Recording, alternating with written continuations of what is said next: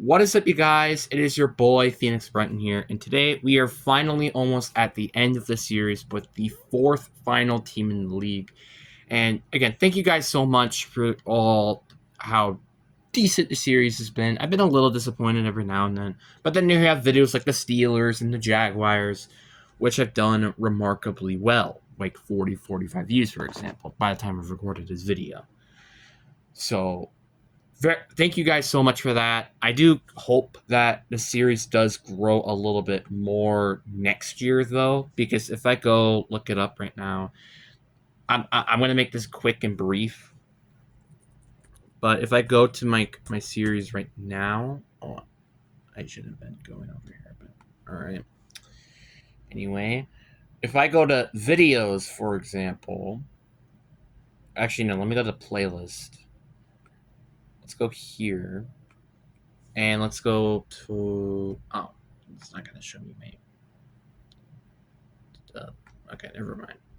So, let's just look at some of the videos as of recently. So, the most recent one I uploaded, which was the Panthers, so far has two views in 41 minutes. And 21 hours ago, I uploaded the Denver Broncos video, which is 28 views. The Browns video, which now is 37 views. Jags Wires, 48 views. But then there's like some videos, like for example, the Jets video that came out, that was 4 views. And then you had the Bears, which was also 13. It's like some did not bad. Some actually did really good, in my opinion. Like, for example, Jacksonville did good. Browns did good.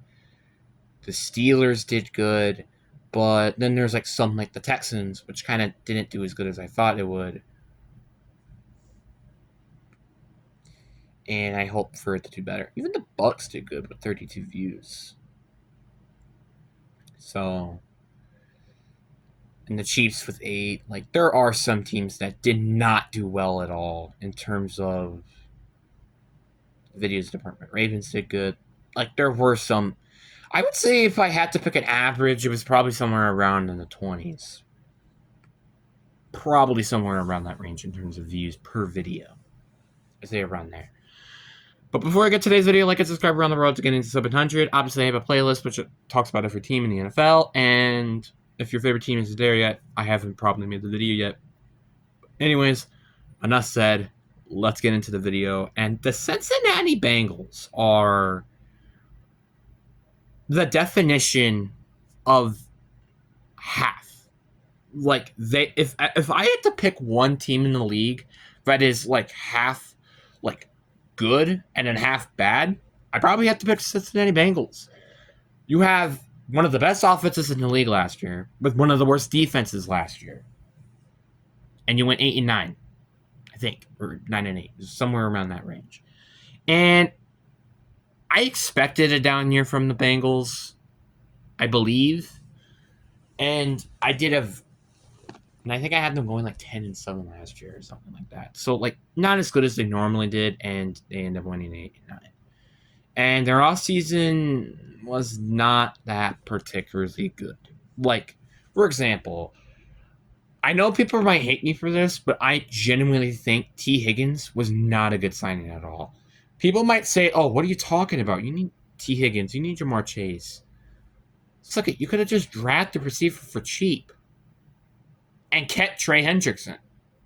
You kind of get the point? Like, if I would have to pick the choice between T. Higgins and Trey Hendrickson, I'm keeping Trey Hendrickson in a heartbeat, especially when he had the most sacks, I think, last year. So it's kind of stupid that you went and signed T. Higgins instead when you could have just gave what essentially was his wishes, which is, one, get a high amount of money, and to be the number one receiver. Because guess what? He's not the number one receiver here when you have Jamar Chase. And also give some like unproven talents like Micah Glenchie or Andre Yoshivis a chance to actually play wide receiver. I don't know why I didn't decide to do that. Or try to get someone cheaper like Joshua Palmer, for example. He was like, what, $12 million to the Buffalo Bills? Yeah, he's not as good as T. Higgins, but he's sure as hell a lot cheaper. Just pointing out some examples. And they did lose some decent players as well through free agency, which isn't surprising. Like Seljan Rankins, Alex Kappa, Mike Hilton, Trent Brown. Like they did lose some decent players throughout the offseason. But they didn't really gain anybody that major. Like Noah Fant, which was one of their most recent signings, is not a good tight end. I'm a Seahawks fan, and I could confidently say he's not a good tight end. He was never good in Denver. He was never good in Seattle. What says that he might do absolutely bonkers over in Cincinnati when you already have Mike Aglinci there? You kind of get the point. And it's just like, again, why are you throwing money at players that, like, I just don't understand why you should, you know? Very, very confusing. And that was kind of their biggest signing in terms of not re-signing a player like Jamar Chase or Geno Stoner, etc. And their draft. And I'm going to have to be honest with you. I have to talk about their draft for one reason alone. Why is it now you sign Shamir Stewart? Why is it now? Like, I was so frustrated that it took them so long to finally sign Shamar Stewart. And I also just got to talk about the pick in general. Shamar Stewart is not going to fix your defense. Period. Like, I would be very surprised if he does end up panning out.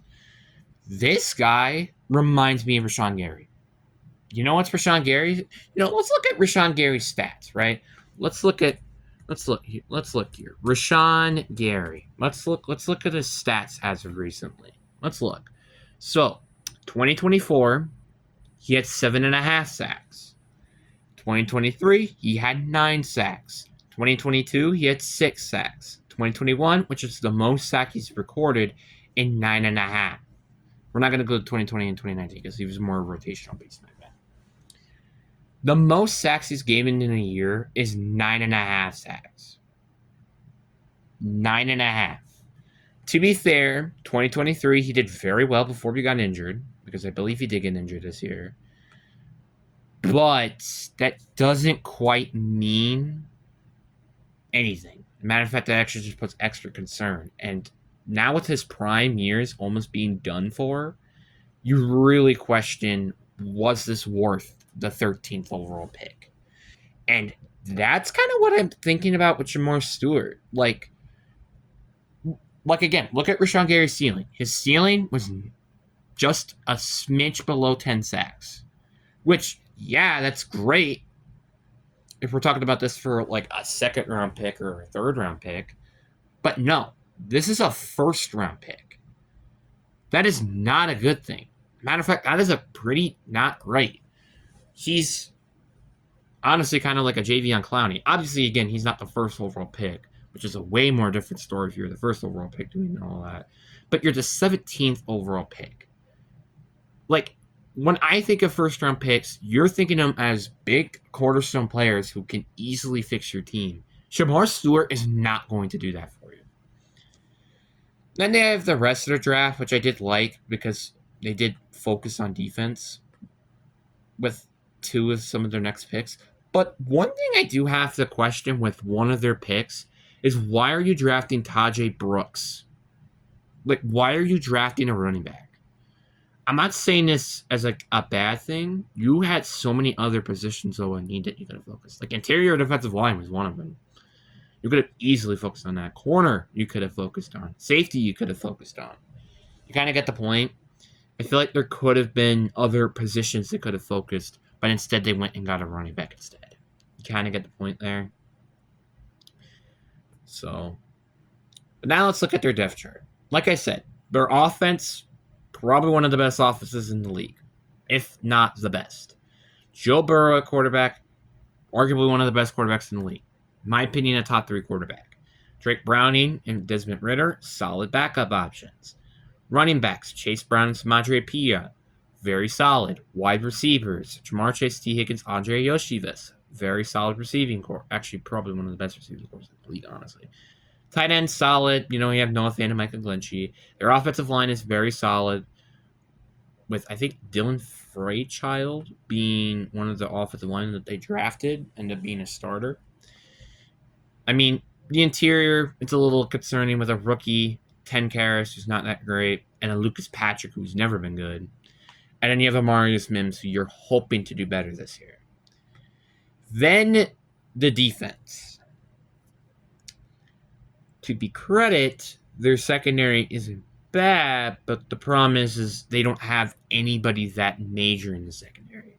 Like, they don't have anybody bad starting in the secondary. That voice crack. But they don't have anybody really that major.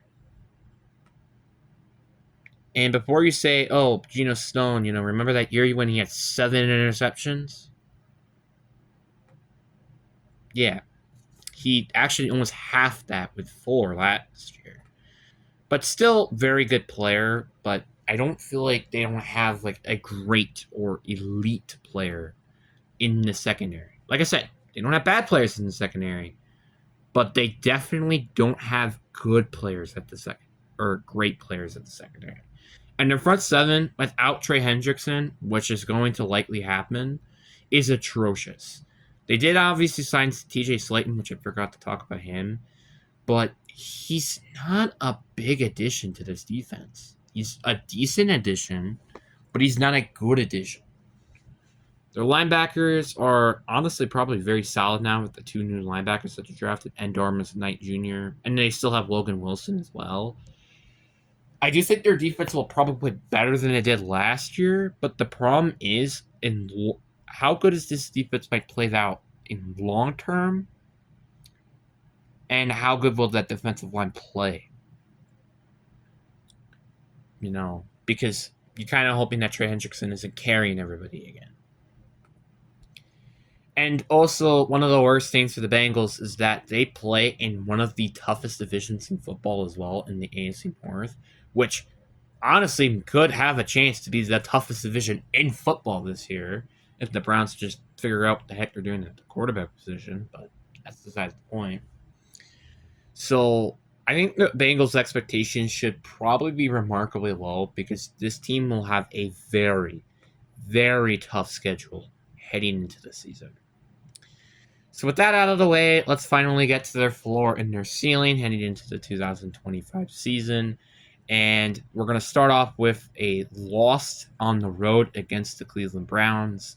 Then you get the win, though, at home against the Jacksonville Jaguars. Then you lose on the road against the Vikings and the Broncos. You lose to the Lions on the road at home. You lose to the Packers on the road. You do get the win against Pittsburgh and New York and Chicago at home. So you get a 3-game winning skid. Then you get a bye week. Then you get to lose to the Pittsburgh Steelers. Then you lose to the Patriots on the road. You lose to the Ravens at home or on the road. You lose to Buffalo on the road. You lose to the Ravens at home. You lose to the Dolphins on the road. And I think you can win your final 2 games easily. So my floor for this team is 6-11. So it's not that particularly low, but it's not that great. But again, that's kind of if everything kind of goes wrong for this team. And now let's talk about their ceiling. I still think you might lose your week 1 opener, though, against Cleveland. Then you get the win, obviously, against Jacksonville. You get the win on the road against the Vikings, but you still lose to the Broncos on the road. You still lose to the Lions at home. You still lose to the Packers on the road. And then you get that 3-game winning skid again. You get a bye week. You get the win on the road against the Pittsburgh Steelers. You get the win at home against New England.